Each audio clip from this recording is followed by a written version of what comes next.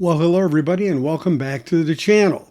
Today it's another vinyl shootout, and that's because we've got another UHQR release of Steely Dan.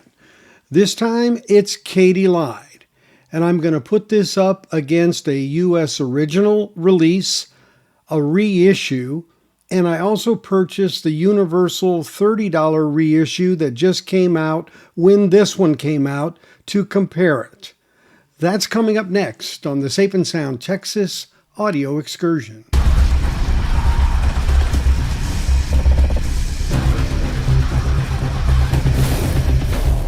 So Katy Lied was Steely Dan's fourth studio album. It came out March 1st of 1975. That's just a few months before I graduated high school. Now this one only peaked at number 13 in the Billboard Hot 100 LPs and really only had one strong single, and it was only up to number 37, and that was Black Friday.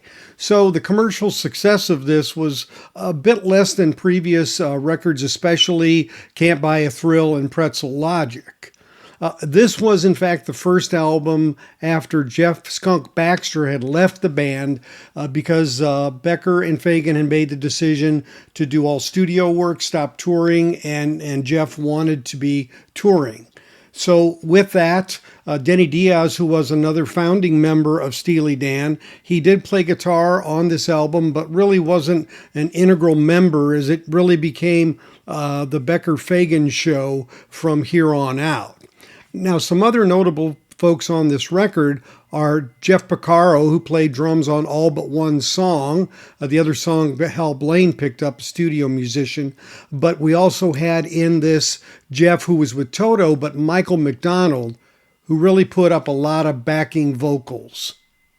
Additionally, this album had Larry Carlton coming in on guitar for one song, but he later would be on more collaborations with Steely Dan on future albums.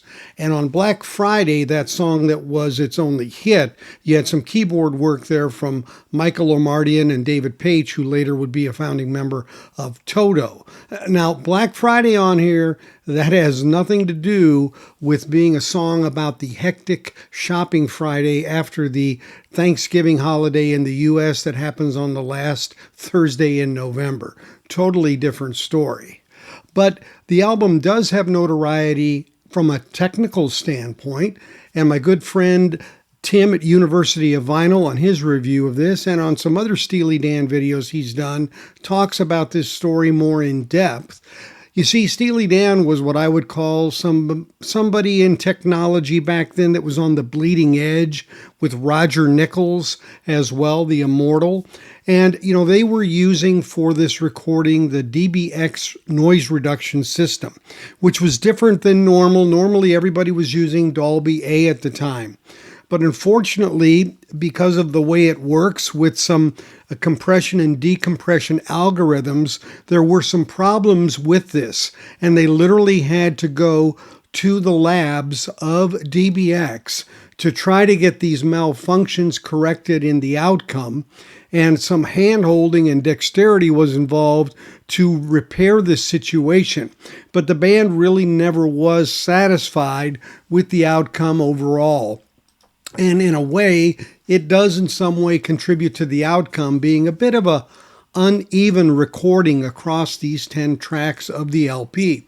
So one of the things about this release being the UHQR and Bernie Grundman taking a shot at this one, with Chad Kassem also for the UHQR side at Analogue Productions, was to see could they somehow make this a little smoother track to track, make this more attainable and enjoyable, and quote unquote, make it something that where some of these problems were a little less noticeable. In my mind, it reminds me of the Couch album from CSN, where we really had some issues with the way it was recorded and mic'd and the unevenness of some of the songs. And then when the Analogue Productions' 75th anniversary of the Couch album came out, it really did fix, I don't know any other word for it, fix a lot of these incongruities that were in the recordings of the past.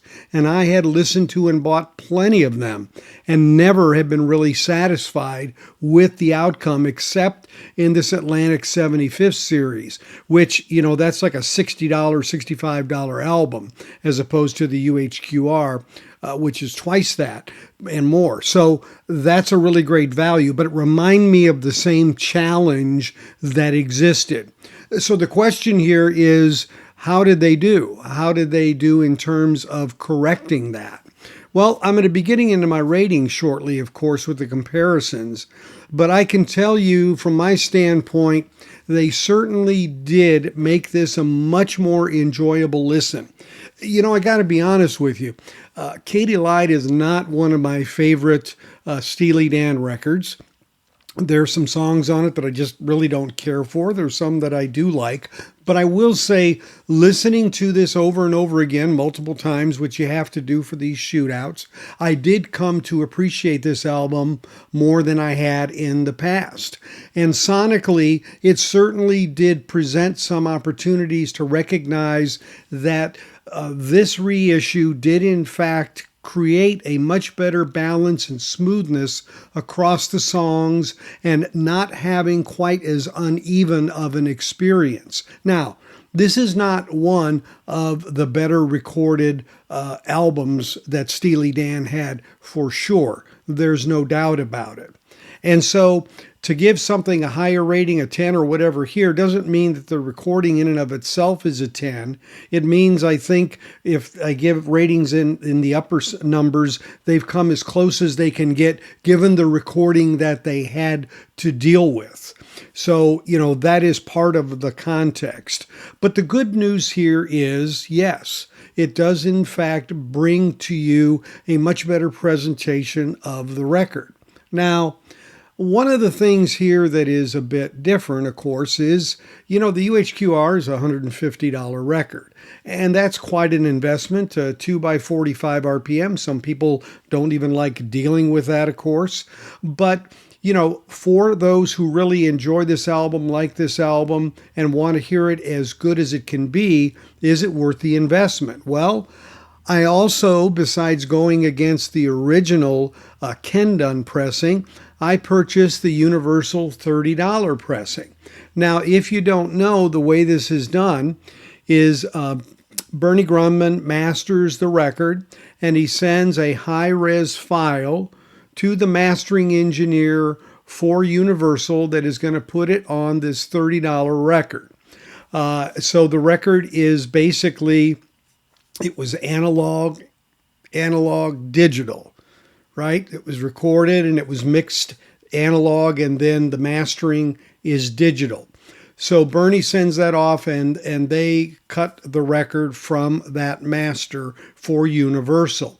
As a matter of fact, the delay on this coming out was because Universal wasn't ready to send it out until this release date that happened here at the end of January. So Chad had to hold back on releasing this because he can only release the Steely Dans either on the same day as or later than, not before Universal releases the same album. But be that as it may, I am going to have that kind of comparison. And why that's important in my mind is for the person who likes the album but doesn't love the album and isn't going to spend $150. The question becomes, okay, so can the $30 album be worthwhile, or do I seek out an original? Where do I go in terms of that advocation? And so I will be providing that comparison and some interesting results to that as it goes. So let's see how these albums stacked up against one another. The nature of audio comparisons is that the results presented in this video are fully subjective.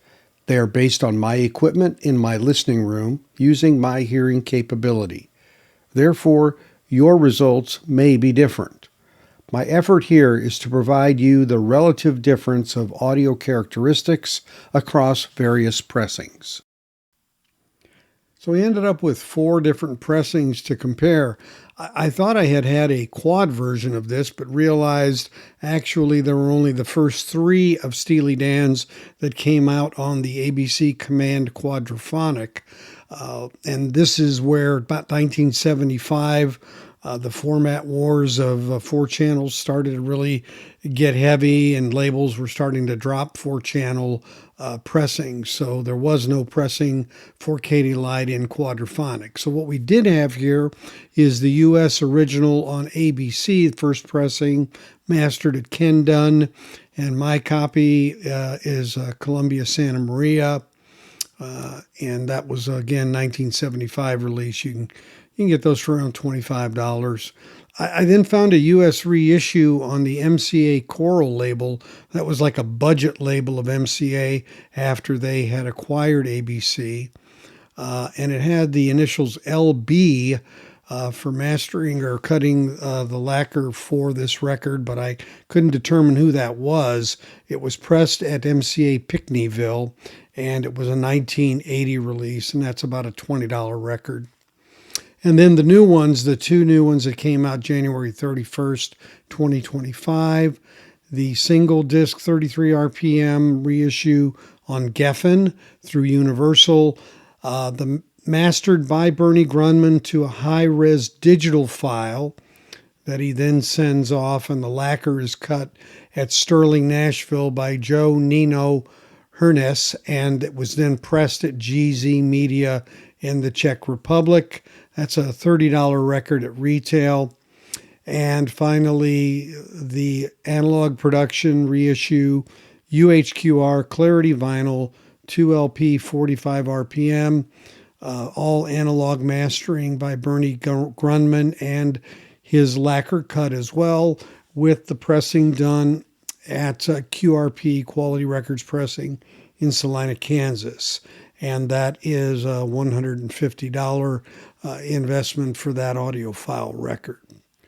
One of the keys in comparing these pressings, of course, is doing what's called volume matching to make sure that we don't let pressings that are louder than others or more impactful than others fool us into thinking that they sound better.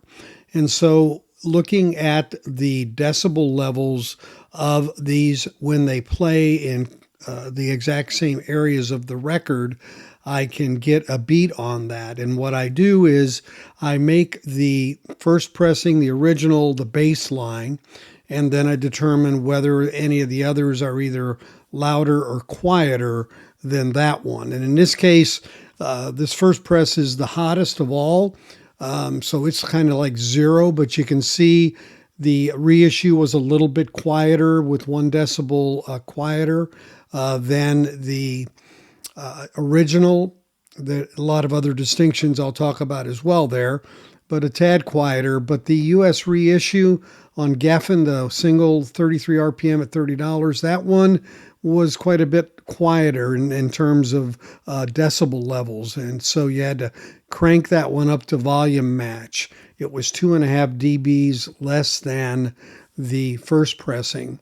And the AP UHQR was even a tad below that. It was a -3 dB, so you had to crank it up even a little more. So the impression you would have gotten from the original was that it was bigger, it was in your face more than the others. But by doing volume matching and adjusting one of the turntables up or down, depending on the relative difference, to get them to match, then it's more of an apples to apples comparison. Now, as it relates to the quietness of the vinyl, which is for really just getting a sense of how much noise there is when you have lead-in tracks and you're between tracks and any quiet sections of songs. The first pressing was not super quiet. It had some noise beyond a few pops and ticks here from being played, but it was a reasonable amount of surface noise, really. So it really only got a 7.5 there for that. But worse than that was this reissue. It was I don't know if it was recycled vinyl or what, but it was even worse at a 6.5. But the reissue from Geffen that came out is a good 8.5, definitely better. Did have some surface noise, was not dead quiet by any stretch, but definitely quieter than those originals. And when the AP came on board and you needle dropped that, you didn't hear anything. It was a 10. I mean, it was really dead quiet, is what I would call it. And usually, most of the time, I give records a 9.5 when they're really good here, but this one was exceptional.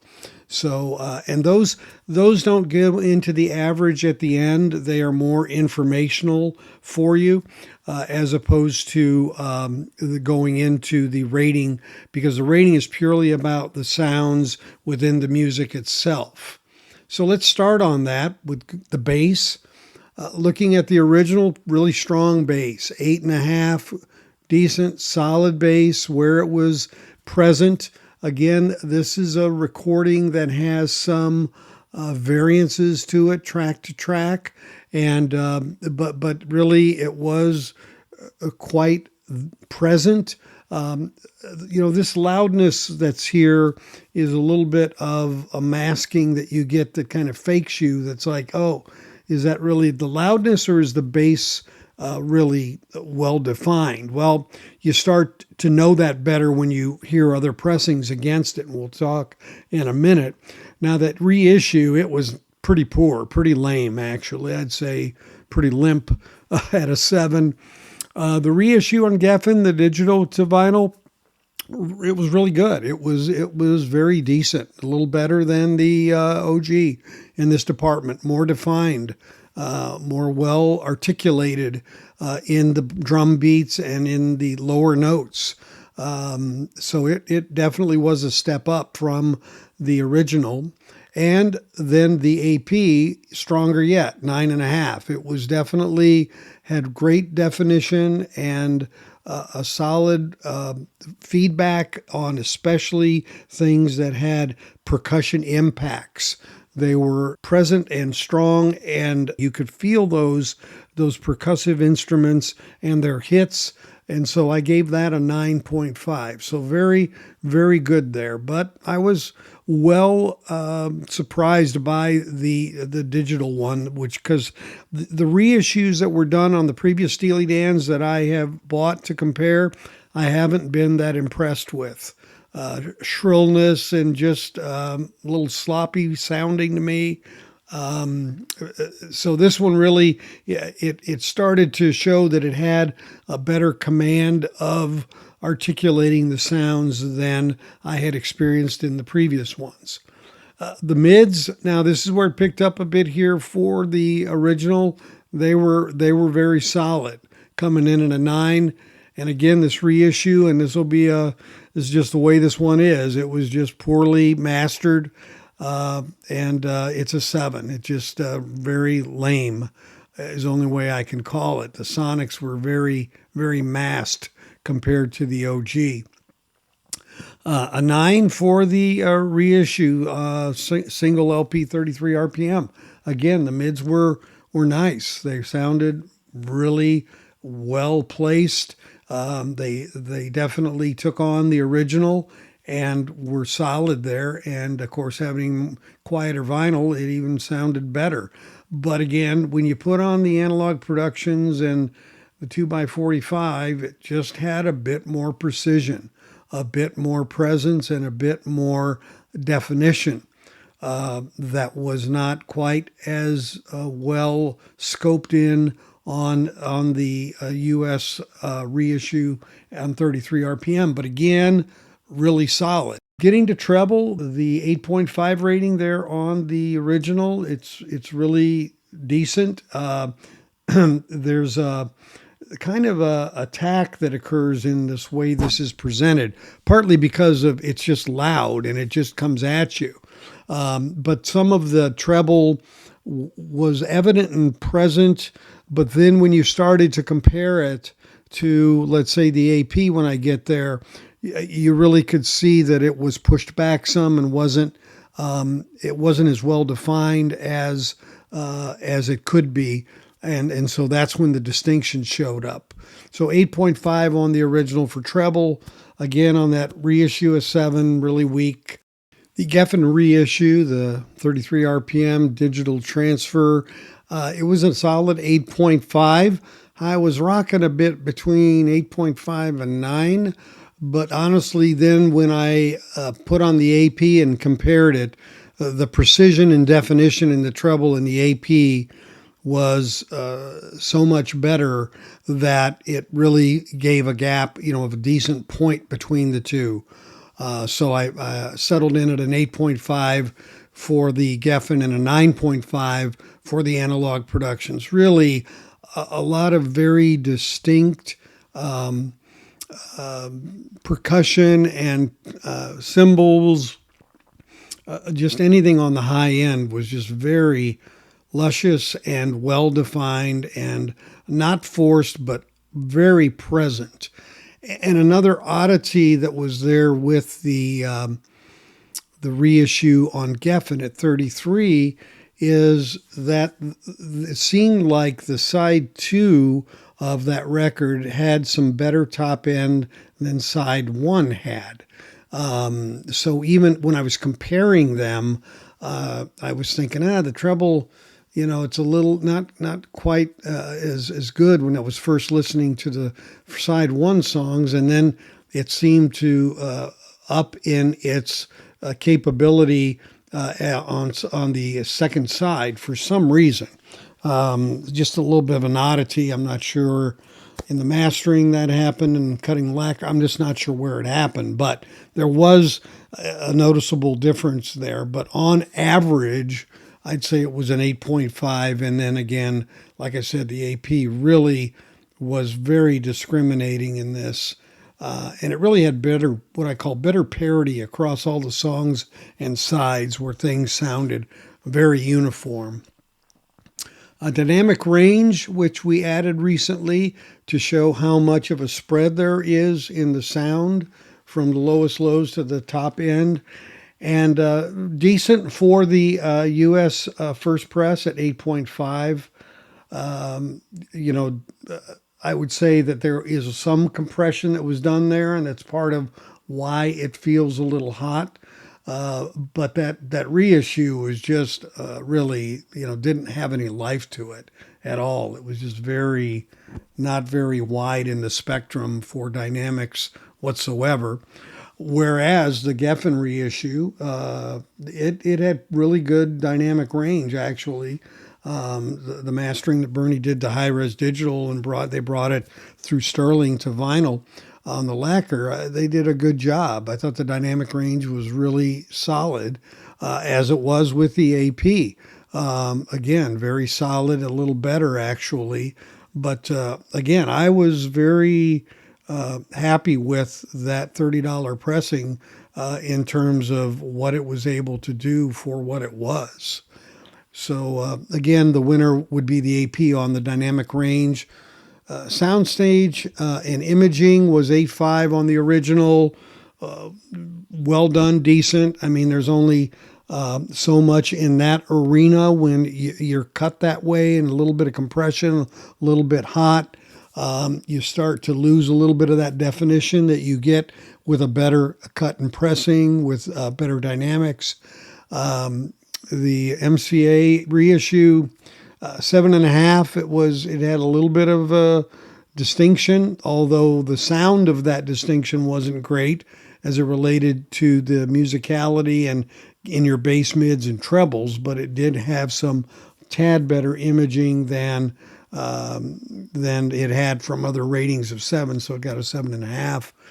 The reissue from Geffen to 33 was 8.5. I thought it represented fairly well. I'd say this is an area where maybe maybe it lost a little bit in going from digital to analog and back. That may be an area where it was lost a little bit. It was still very decent, though, not bad at all. And actually, I would say that because it had a little lower volume where you had to turn it up a little bit, I think the definition of that in the end was maybe it felt a little better hearing wise than the original, because the original was just a little bit grueling because of its high impact and attacking sound.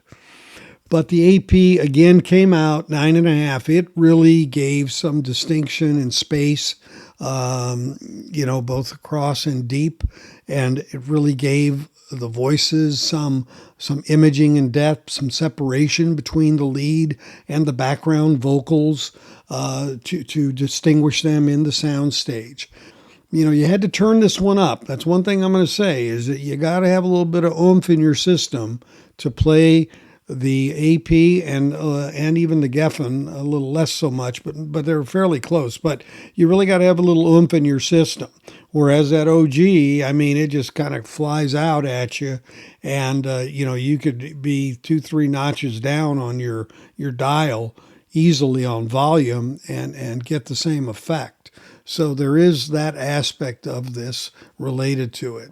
And then the last area, of course, we talk about voices, how well they're discriminating, and that the first press from ABC got an 8.5, decent capabilities there to distinguish the voices.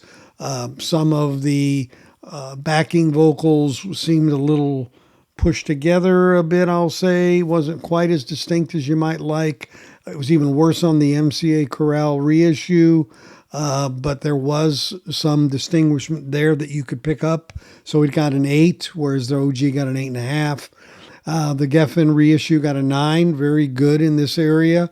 The voices had decent separation and distinguishing features. But again, the AP just brings it up a notch, really defines it more distinctly, and gives you that way of really experiencing the voices and experiencing the harmonies, much richer, much more sweet sounding, and much more present to, I think, the intent of the recording. So 9.5 there on the voices. So as you see there, average wise, pretty well the first press 8.58, pretty decent. As I said, it was a very attacking sound from it, very hot, I'd call it. A little bit uneven as song to song, a little more variance than you would see normally in an album. I think we knew this with Katy Lied, but it showed up there a little more obviously, I'd say. The reissue, I just, might as well strike a line through it. It's 7.3. It really had quite a bit of what I'd call masked sonics. The sonics were very masked in every way versus the OG. I wouldn't recommend it. I'd watch out for it, actually, and keep away from it. It has that MCA Chorale label on it. Now, the $30 one that came out, it had some slightly reserved sonics versus OG, but that was kind of good. It was, if you don't like it flying out at you and you want it to approach you a little softer, a little easier, where you could crank it up and get that out of it, but it's not in your face, then I'd say this one definitely fits the bill. And when you consider the quietness of the vinyl comparatively, there's an advantage there as well. You can pick it up. It's $30. It's brand new. Condition is, it's going to be relatively clean. So it to me, it's a decent value. If this is just an album you would like to have, but you're not going to listen to it a lot or whatever, that route seems perfectly fine to me.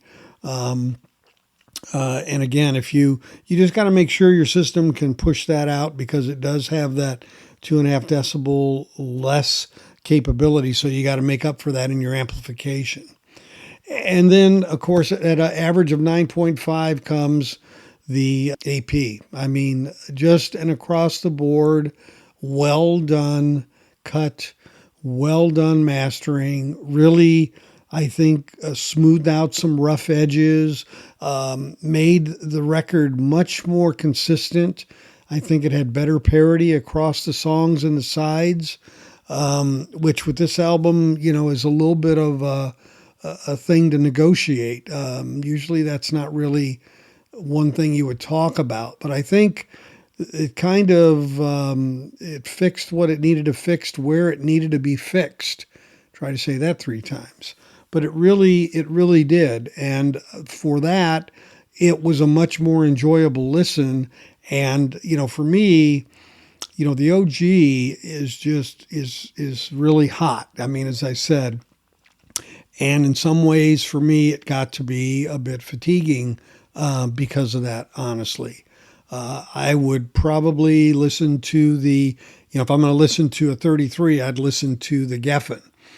Now, I bought that, of course, just to do for the shootout. I mean, having the AP, I realized was going to be my go-to copy as long as it was well done, and it will be now. But, the Geffen is really, for me, one of the better ones they've done of the Steely Dan series. And Joe Nina Hernes did a great job at Sterling, I think, putting that together and coming off of Bernie's high-res files.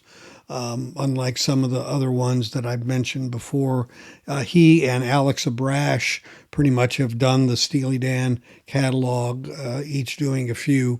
And certainly this one to me seemed to be the most compatible with producing a sound that was really on balance, very good, and gave the OG a run for its money, and in some ways I think is more pleasant to listen to. So that's where the numbers come up. As I say always, these are based on my system, based on my hearing. Usually a difference of a half a point isn't huge. A point usually is a pretty big difference. And 2 or 3 is, of course, really big. Again, this is not a record that has the greatest recording history in terms of technique and quality for Steely Dan especially. But I think given the raw material that was handed to Bernie Grundman and to Chad, I think did a great job. Bernie masters that to high res digital file when he sends it off. And so, what he did there to kind of make this work, lived between both versions, but of course much more strongly in the AP with a full point difference there on the average between the Geffen and the Analog Productions release. As it relates to this Katy Lied reissue of 2025, I would say it's winner, winner, chicken dinner. We've got the Analogue Productions UHQR on 2 LPs at 45 RPM for the audio files. And we've got a really decent sounding $30 option from Geffen Universal. Something that I necessarily didn't find in some of the previous ones. But this one really is solid. And I think for anybody who wants to have the album and wants a decently clean vinyl version, this one fits the bill. But for those of us who are really looking for the top copy, the Analogue Productions really does bring it home on a recording that we all wondered how it would sound once it had to be redone and reconfigured. Bernie, you're still able to do it, my friend. And Chad, you've got the good ears to pick the best cut. If you haven't subscribed, please consider doing so by clicking on the bell below. A thumbs up or like is appreciated, as are your comments. So until we catch you next time, thanks for watching today on the Safe and Sound Texas Audio Excursion. Take care, everybody.